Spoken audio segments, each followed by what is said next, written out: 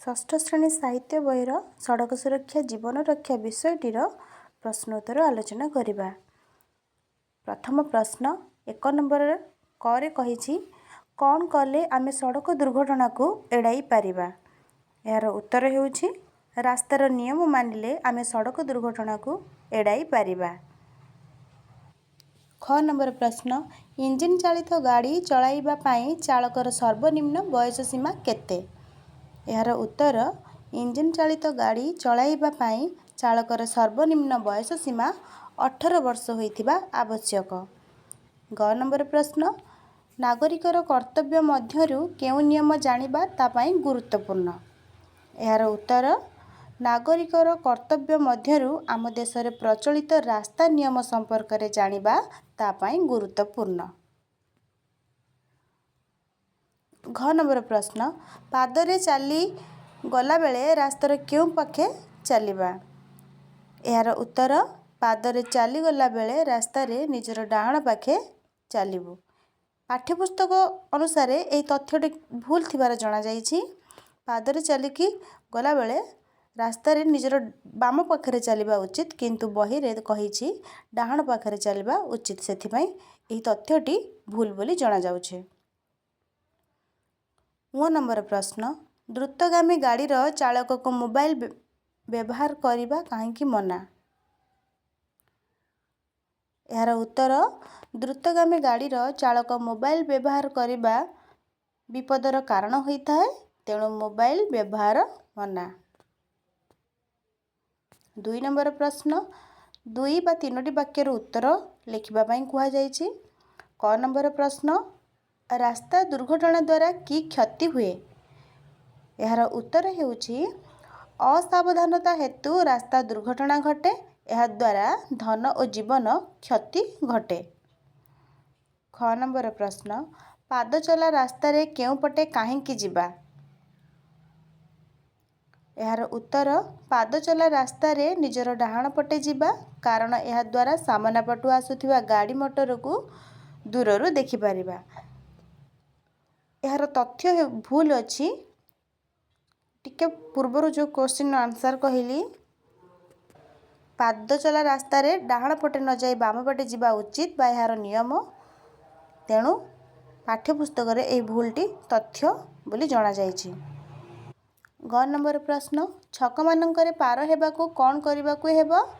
ଏହାର ଉତ୍ତର, ଛକମାନଙ୍କରେ ପାର ହେବାକୁ ହେଲେ ଜେବ୍ରା ଚିହ୍ନିତ ସ୍ଥାନକୁ ବ୍ୟବହାର କରିବାକୁ ହେବ, ଯେଉଁଟାକୁ ଜେବ୍ରା କ୍ରସିଂ ବୋଲି କୁହାଯାଏ। ଏହାଦ୍ୱାରା ଯିବା ଆସିବା ସହଜ ହୋଇପାରିବ। ଘ ନମ୍ବର ପ୍ରଶ୍ନ, ସାଇକେଲ ଚଳାଇବା ବେଳେ କି ପ୍ରକାର ସାବଧାନତା ଅବଲମ୍ବନ କରିବା ଉଚିତ? ଉତ୍ତର ହେଉଛି, ସାଇକେଲ ଚଳାଇବା ବେଳେ ଦ୍ରୁତଗତି କିମ୍ବା ହ୍ୟାଣ୍ଡେଲ ଛାଡ଼ିବା ଉଚିତ ନୁହେଁ। ସାଇକେଲରେ ବସି ଖେଳ ଦେଖାଇବା ଉଚିତ ନୁହେଁ।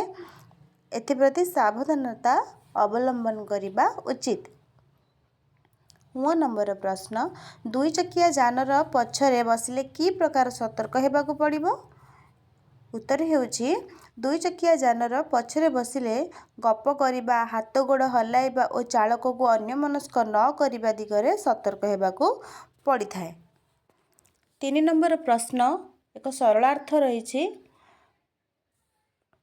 କ ନମ୍ବର ପ୍ରଶ୍ନ କହିଛି, ଏହାଦ୍ୱାରା ନିଜର ଓ ଦେଶର ଧନଜୀବନ ସୁରକ୍ଷିତ ହୋଇପାରିଛି। ଏହି ବାକ୍ୟଟିକୁ ଆମେ ସରଳ ଭାଷାରେ ବୁଝାଇ ଲେଖିବା। ଉକ୍ତ ଗଦ୍ୟାଂଶଟି ସଡ଼କ ସୁରକ୍ଷା ଜୀବନ ରକ୍ଷା ଶୀର୍ଷକ ପ୍ରବନ୍ଧରୁ ଆନିତ। ଏହି ପ୍ରସଙ୍ଗରେ ସଡ଼କରେ ଯାତ୍ରା କଲାବେଳେ ସତର୍କତା ଅବଲମ୍ବନ କଲେ କିଭଳି ଉପକାର ସାଧିତ ହୁଏ ତାହା ବର୍ଣ୍ଣିତ ହୋଇଛି। ନିତିଦିନିଆ ଜୀବନରେ ଆମକୁ ରାସ୍ତାରେ ଯାତ୍ରା କରିବାକୁ ହୁଏ। ଅସଂଖ୍ୟ ଗାଡ଼ି ମଟର ଚାଲୁଥିବା ରାସ୍ତାରେ ଆମକୁ ସତର୍କତା ଅବଲମ୍ବନ କରିବାକୁ ପଡ଼େ। ଏହି ସତର୍କତା ଅବଲମ୍ବନ କଲେ ଏବଂ ରାସ୍ତାର ନିୟମ ମାନିଲେ ଆମେ ଦୁର୍ଘଟଣାକୁ ଏଡ଼ାଇ ପାରିବା। ଏହାଦ୍ୱାରା ନିଜର ଓ ଦେଶର ଧନଜୀବନ ସୁରକ୍ଷିତ ହୋଇପାରିବା।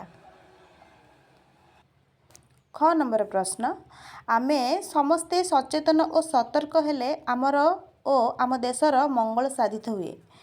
ଏହି ବାକ୍ୟଟିକୁ ମଧ୍ୟ ସରଳ ଭାଷାରେ ବୁଝାଇ ଲେଖିବା ପାଇଁ କୁହାଯାଇଛି।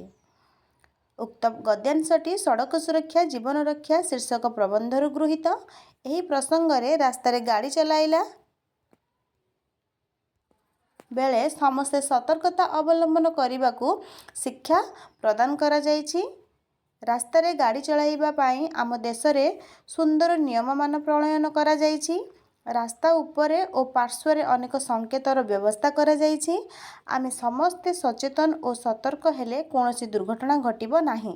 ଫଳରେ ଆମର ଓ ଆମ ଦେଶର ମଙ୍ଗଳ ସାଧିତ ହେବ। 4 ନମ୍ବର ପ୍ରଶ୍ନ କହିଛି ତଳେ ଦିଆଯାଇଥିବା ଶବ୍ଦଗୁଡ଼ିକୁ ନେଇ ବାକ୍ୟ ଗଠନ କର। ଦିଆଯାଇଥିବା ଶବ୍ଦଗୁଡ଼ିକୁ ନେଇ ବାକ୍ୟ ଗଠନ କରିବା। ପ୍ରଥମ ଶବ୍ଦ ସଚେତନ। ସଚେତନ ଶବ୍ଦକୁ ବାକ୍ୟ ଗଠନ କଲେ ନିଜର କର୍ତ୍ତବ୍ୟ ବିଷୟରେ ସମସ୍ତେ ସଚେତନ ରହିବା ଉଚିତ। ସେହିପରି ଅନ୍ୟ ଏକ ଶବ୍ଦ ଦୁର୍ଘଟଣା। ଏହି ଶବ୍ଦକୁ ନେଇ ବାକ୍ୟ ଗଠନ କଲେ ହେବ କୌଣସି ଦୁର୍ଘଟଣା ଘଟିଲେ ଆମର ବହୁତ କ୍ଷତି ହୁଏ। ଦ୍ରୁତଗାମୀ। ଦ୍ରୁତଗାମୀ ଯାନଗୁଡ଼ିକ ବେଳେବେଳେ ଦୁର୍ଘଟଣା ଘଟାନ୍ତି। ଅନ୍ୟମନସ୍କ। ରାସ୍ତାରେ ଯିବାବେଳେ ଅନ୍ୟମନସ୍କ ହେବା ଉଚିତ ନୁହେଁ। ଗପସପ। ପାଠ ପଢ଼ା ବେଳେ ଗପସପ କରିବା ଅନୁଚିତ। 5 ନମ୍ବର ପ୍ରଶ୍ନ ତଳେ ଶବ୍ଦଗୁଡ଼ିକର ବିପରୀତ ଅର୍ଥ ବୁଝାଉଥିବା ଶବ୍ଦ ଲେଖିବା। ସାମାନ୍ୟ ଶବ୍ଦର ବିପରୀତ ଅର୍ଥ ବୁଝାଉଥିବା ଶବ୍ଦ ହେଉଛି ଅସାମାନ୍ୟ। ସେହିପରି ହାନିର ଲାଭ, ନିୟମ ବେନିୟମ, ବିପଦ ସମ୍ପଦ, କର୍ତ୍ତବ୍ୟ ଅକର୍ତ୍ତବ୍ୟ। 6 ନମ୍ବର ପ୍ରଶ୍ନ ପାଠରୁ ବାଛି ଶୂନ୍ୟସ୍ଥାନ ପୂରଣ କର। କ ନମ୍ବର କହିଛି ଆଜିର ପିଲା ଆସନ୍ତାକାଲିର ଡ୍ୟାସ୍। ଏହାର ଉତ୍ତର କ'ଣ ହେବ? ଏହାର ଉତ୍ତର ହେବ ନାଗରିକ। ଆଜିର ପିଲା ଆସନ୍ତାକାଲିର ନାଗରିକ। ଖ ନମ୍ବର ପ୍ରଶ୍ନ ବଡ଼ ବଡ଼ ସହରରେ ପାଦରେ ଚାଲିବାକୁ ଡ୍ୟାସ୍ ବ୍ୟବସ୍ଥା ଥାଏ। ଏହାର ଉତ୍ତର ହେଉଛି ସ୍ୱତନ୍ତ୍ର ପାଦଚଲା ରାସ୍ତାର ନିୟମ ବା ବ୍ୟବସ୍ଥା ଥାଏ। ଗ ନମ୍ବର ପ୍ରଶ୍ନ ସାଇକେଲ ସିଟ୍ ଉପରେ ବସିଲେ ଡ୍ୟାସ୍ ରାସ୍ତାକୁ ଛୁଇଁ ପାରୁଥିବ। ଏହାର ଉତ୍ତର ହେଉଛି 2 ଗୋଡ଼ ଆଙ୍ଗୁଳି। ରାସ୍ତାରେ ଯେ ସାଇକେଲ ସିଟ୍ ଉପରେ ବସିଲେ 2 ଗୋଡ଼ ଆଙ୍ଗୁଳି ରାସ୍ତାକୁ ଛୁଇଁ ପାରୁଥିବ। ଘ ନମ୍ବର ପ୍ରଶ୍ନ ଡ୍ୟାସ୍ ଆଲୁଅ ଜଳିଲେ ଆଗକୁ ଯିବା ପାଇଁ ସୂଚନା ମିଳେ। ଏହାର ଉତ୍ତର ସବୁଜ। ସବୁଜ ଆଲୁଅ ଜଳିଲେ ଆଗକୁ ଯିବା ପାଇଁ ଆମକୁ ସୂଚନା ମିଳେ। ଅ ନମ୍ବର ପ୍ରଶ୍ନ ମୋଟର ସାଇକେଲ ଇତ୍ୟାଦି 2 ଚକିଆ ଯାନରେ ଡ୍ୟାସ୍ରୁ ଅଧିକ ସଂଖ୍ୟକ ଲୋକ ଯାତାୟାତ କରିବା ଉଚିତ ନୁହେଁ। ଏହାର ଉତ୍ତର ହେଉଛି 2। ମୋଟର ସାଇକେଲ ଇତ୍ୟାଦି 2 ଚକିଆ ଯାନରେ 2ରୁ ଅଧିକ ସଂଖ୍ୟକ ଲୋକ ଯାତାୟାତ କରିବା ଉଚିତ ନୁହେଁ। 7 ନମ୍ବର ପ୍ରଶ୍ନ କହିଛି କ ସ୍ତମ୍ଭର ସଂକେତ ସହିତ ଖ ସ୍ତମ୍ଭର ସମ୍ପର୍କିତ ଉକ୍ତିକୁ ଗାର ଟାଣି ଯୋଡ଼ିବା ପାଇଁ କୁହାଯାଇଛି।